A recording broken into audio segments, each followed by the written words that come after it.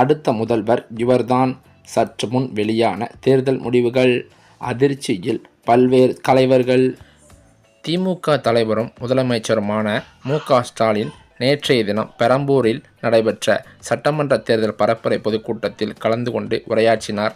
அது மக்கள் மத்தியில் பேசும் பொருளாக ஒரு வரவேற்பை பெற்றது. அதாவது, இந்தியாவின் அரசியல் வரைபடத்தையே, தென்னிந்திய மக்களின் எதிர்காலத்தையே சின்ன பின்னமாக்கும் கருப்பு சட்டம் நாடாளுமன்றத்தில் கொண்டு வரப்பட்டிருக்கிறது. உங்களில் ஒருவனாக இருக்கும் இந்த முத்துவேல் கருணாநிதி ஸ்டாலின் கருப்பு கொடியேற்றி அந்த சட்ட நகலை எரித்து நம்முடைய எதிர்ப்பை கட்டியிருக்கிறோம். தமிழ்நாட்டில் பரவியிருக்கும் இந்த தீயானது டெல்லியை சுட்டெரிக்கும் என்று எச்சரிக்கை விடுத்திருக்கிறோமே தவிர அவர்கள் இன்னும் பயப்படவில்லை. மேலும் அது மட்டுமில்லாமல் இதனை எதிர்த்து போராடவில்லை என்றால் நாம் தமிழர்களாக இருந்து எந்த பயனும் இல்லை. இன்னும் சொன்னால் இதனை எதிர்க்காத யாரும் தங்களை தமிழர் என்று சொல்லிக்கொள்ள தகுதியும் இல்லை என்று அவர் கூறியது தற்போது பெரும் வரவேற்பை பெற்றுள்ளது. அது மட்டுமில்லாமல் குன்னம் சட்டமன்ற தொகுதி வேட்பாளர் எஸ். சிவசங்கர், பெரம்பலூர் சட்டமன்ற தொகுதி வேட்பாளர் டாக்டர் ஜெயலட்சுமி, அரியலூர் சட்டமன்ற தொகுதி வேட்பாளர் லதா பாலு, ஜெயங்கொண்டம் சட்டமன்ற தொகுதி வேட்பாளர் க.சோ. கண்ணன், இந்த 4 பேருக்கும் உதயசூரியன் சின்னத்தில் நீங்கள் எல்லாம் பெருவாரியான வாக்குகளை வழங்கி மகா வெற்றி பெற வைக்க வேண்டும் என்று முதலமைச்சர் ஸ்டாலின் கேட்டுக்கொண்டது பெரும் வரவேற்பை பெற்றது. அது மட்டுமல்லாமல் அந்த வகையில் தற்போது வரும் 2026 சட்டமன்ற தேர்தலில் திமுக தான் மாபெரும் வெற்றி பெறும் என்று அவர் கூறியது பெரும் வரவேற்பை பெற்றது. அதனைத் தொடர்ந்து தமிழ்நாட்டின் அரசியல் களம் இப்போது தகிடு தத்துவம் மோடியில் இருக்கிறது. ஒரு பக்கம் திராவிட மாடல் கோட்டையை காக்க துடிக்கும் திமுக, இன்னொரு பக்கமோ மீண்டும் எடப்பாடியார் என முழங்கும் அதிமுக. இவை எல்லாவற்றுக்கும் நடுவே யார் அந்த 3ஆம் நபர் என அதிரடியாக என்ட்ரி கொடுத்துள்ள தமிழக வெற்றி கழகம்தான். மக்களின் நாடி துடிப்பு என்னவென்றால் 34,220 வாக்காளர்களிடம் அக்னி நியூஸ் எனும் நிறுவனமானது தற்போது மெகா சர்வே ஒன்றை வெளியிட்டுள்ளதாம். சர்வே முடிவுகளின்படி பார்த்தால் இப்போதைக்கு ஆளுங்கட்சியான திமுக கூட்டணிதான் கிங்காம். ஏனென்றால் அதாவது ஆளும் திமுக மீண்டும் ஆட்சி அமைக்கும் சூழலில்தான் இருக்கிறது என்றும், அந்த கருத்து கணிப்பு முடிவுகள் வெளியானதிலிருந்து திமுககாரர்கள் மிகவும் கொண்டாட்டத்தில் இருந்து வருகிறார்கள். அதாவது முதல்வர் ஸ்டாலின் மீண்டும் பதவியேற்பார் என்றும், எதிர்க்கட்சி வரிசையில் அதிமுக அமருமாம். 2வது முறையாக சட்டசபை தேர்தலில் அதிமுக தோல்வியடையும் என்று தகவல்கள் வெளியாகியுள்ளது. அந்த வகையில் தமிழகத்தின் 2026 சட்டமன்ற தேர்தலில் திமுக தான் மீண்டும் ஆட்சியை அமைக்கும் என்றும், முத்துவேல் கருணாநிதி ஸ்டாலின் தான் மீண்டும் முதலமைச்சர் பதவியில் அமர்வார் என்றும் திமுக வட்டாரங்கள் மட்டுமல்லாது அதிகம் சமீபத்திய கருத்துக்கணிப்பு முடிவுகளும் தெரிவிக்கின்றன. அது மட்டுமில்லாமல் ஆளும் திமுக கூட்டணி மற்றும் பிரதான எதிர்க்கட்சியான அதிமுக கூட்டணி ஆகிய இரண்டும் தலா 80 இடங்களை பிடிக்கும் என்றும், முதல் முறையாக தேர்தலை சந்திக்கும் விஜயின் தமிழக வெற்றி கழகம் 70 இடங்களை கைப்பற்றி கிங் மேக்கராக உருவெடுக்கும் என்றும் ஆன்லைன் மூலம் எடுக்கப்பட்ட கணிப்புகள் தெரிவிக்கின்றன. இந்த மும்முனை போட்டியால் எந்த ஒரு கட்சிக்கும் தனிப்பெரும்பான்மை கிடைக்காத தொங்கு சட்டசபை அமையும் சூழல் உருவாகியிருக்கிறது. அது மட்டுமில்லாமல் தமிழக அரசியலில் ஒரு புதிய மற்றும் சிக்கலான அத்தியாயத்தை தொடங்கி வைத்துள்ளது.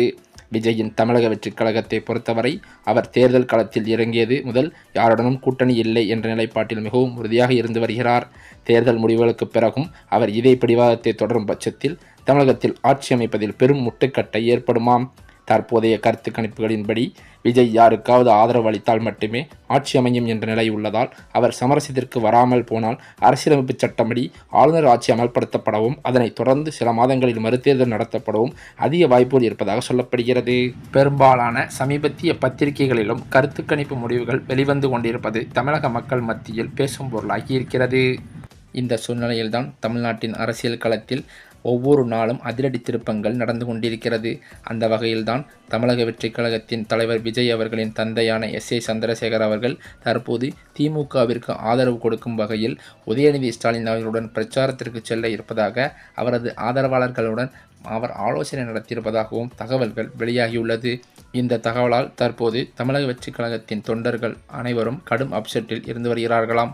அது மட்டுமில்லாமல் திமுக தொண்டர்கள் கொண்டாட்டத்தில் இருந்து வருவதாகவும் சொல்லப்படுகிறது. மேலும் அது மட்டுமில்லாமல் தமிழ்நாட்டின் சட்டப்பேரவை தேர்தலுக்கு இன்னும் 9 நாட்கள் மட்டுமே மீதமுள்ள நிலையில் நாளுக்கு நாள் தேர்தல் சம்பந்தமான ஃபீவரானது அதிகரித்து கொண்டே வருகிறது. ஏற்கனவே 3 மாதங்களில் தேர்தல்கள் நடந்து முடிந்துள்ள நிலையில் வரும் 23ஆம் தேதி தமிழகத்தில் சட்டமன்ற தேர்தல் நடக்க உள்ளது. இதனையடுத்து அரசியல் கட்சி தலைவர்கள் தங்களது பரப்புரைகளை தீவிரப்படுத்தி வருவதும் குறிப்பிடத்தக்கது. இந்த நிலையில்தான் நேற்றைய தினமோ பரப்புரையில் முதல்வர் மு.க.ஸ்டாலின் பேசும்போது காலை பிடித்தோமா, வாரி வெட்டோமா, அடுத்ததாக ஒரு காலை நோக்கி போவோமா, இவ்வளவுதான் எடப்பாடி பழனிசாமியின் வாழ்க்கை சுருக்கம் என்றும் இந்த மூன்றில் அவருடைய மொத்த அரசியல் வாழ்க்கையும் அடங்கிவிடும் என கடும் விமர்சனத்தை முன்வைத்ததும் குறிப்பிடத்தக்கது. மேலும் அது மட்டுமில்லாமல் இந்த தேர்தல் ஃபீவரை அதிகப்படுத்தும் வகையில் தற்போது கருத்து கணிப்பு முடிவுகளும் பல்வேறு விதங்களாக வெளியேறி வருவதும் குறிப்பிடத்தக்கது. இந்த சூழ்நிலையில்தான் தமிழ்நாட்டின் வருகின்ற சட்டமன்ற தேர்தலுக்கான கருத்து கணிப்பு முடிவுகள் அதிர்ச்சியை ஏற்படுத்தும் வகையில் வெளியாகி வருவது. தமிழக சட்டமன்ற தேர்தல் களம் இறுதிக்கட்டத்தை எட்டியுள்ள நிலையில் தமிழக வெற்றிக் கழகத்தின் வேட்பாளர் ஒருவர் அதிமுக பொதுச் செயலரான எடப்பாடி பழனிசாமியிடம் விலை போய்விட்டதாக எழுந்துள்ள புகார் அரசியல் வட்டாரத்தில் பெரும் அதிர்வலைகளை ஏற்படுத்தியிருக்கிறது. தமிழக வெற்றிக் கழகத்தின் முக்கிய நிர்வாகிகளில் ஒருவரான ஆதவ் அர்ஜுனா சமீபத்தில் செய்தியாளர்களிடம் பேசுகையில் ஒரு அதிரடி குற்றச்சாட்டை முன்வைத்திருக்கிறார். தவேகா சார்பில் போட்டியிட வாய்ப்பு வழங்கப்பட்ட வேட்பாளர் ஒருவர் அதிமுக பொதுச் செயலாளர் எடப்பாடி பழனிசாமியிடம் பெரும் தொகையை பணமாக பெற்றுக்கொண்டு தேர்தல் பணிகளில் ஈடுபடாமல் தலைமறைவாகிவிட்டதாக அவர் தெரிவித்திருக்கிறார். அது மட்டுமில்லாமல் கட்சி தலைமை வைத்த நம்பிக்கையை சிதைத்துவிட்டு எதிர்க்கட்சியிடம் விலை போன அந்த நபரை கருப்பு ஆடு என அவர் கடுமையாக விமர்சித்திருக்கிறார். வேட்பாளர் விலகியதால் அந்த தொகுதியில் பின்னடைவு ஏற்படும் என கருதப்பட்ட நிலையில் தவேகா அதற்கு பதிலாக ஒரு மாற்று வியூகத்தை வகுத்திருக்கிறது. எடப்பாடி பழனிசாமி போட்டியிடும் தொகுதியிலேயே தவேகா தீவிர பிரச்சாரத்தை முன்னெடுக்க முடிவு செய்துள்ளதாம். எங்கள் வேட்பாளரை விலைக்கு வாங்கியிருக்கலாம், ஆனால் எங்கள் தொண்டர்களை வாங்க முடியாது.